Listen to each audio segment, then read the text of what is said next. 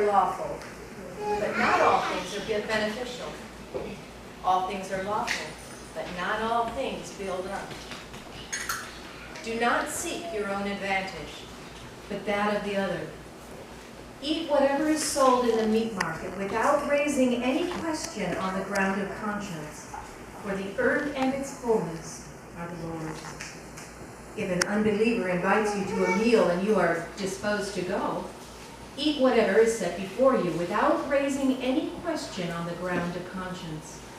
But if someone says to you, "This has been offered in sacrifice," then do not eat it, out of consideration for the one who informed you, and for the sake of conscience. I mean the other's conscience, not your own. For why should my liberty be subject to judgment of someone else's conscience? If I practice with faithfulness, why should I be denounced because of that for which I give thanks? So whether you eat or drink or whatever you do, do everything for the glory of God.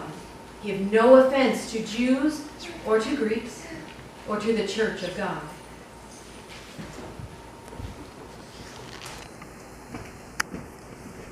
Now here's Psalm 23. After you've heard, it's what God calls you to do. The Lord is my shepherd, I shall not be in want. He makes me lay down in green pastures. He leads me beside quiet waters. He restores my soul. He guides me in the paths of righteousness for his name's sake. Even though I walk through the valley of the shadow of death, I will fear no evil. For you are with me. Your rod and your staff, they comfort me. You prepare a table before me in the presence of my enemies. You anoint my head with oil. My cup overflows. Surely goodness and love will follow me all the days of my life, and I will dwell in the house of the Lord forever.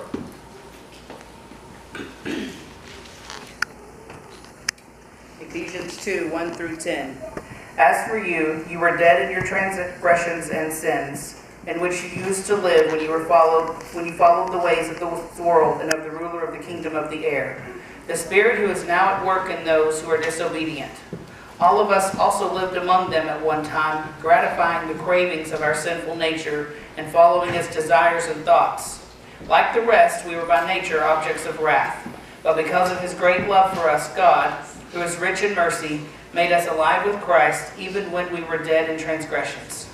It is by grace you have been saved, and God raised us up with Christ and seated us with him in the heavenly realms in Christ Jesus, in order that in the coming ages he might show the incomparable riches of his grace, expressed in his kindness to us in Christ Jesus.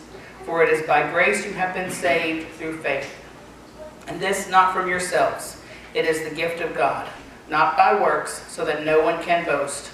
For we are God's workmanship, created in Christ Jesus to do good works, which God prepared in advance for us to do. For it is in Christ alone that we do this. So let us stand and sing together the song of faith, in Christ alone.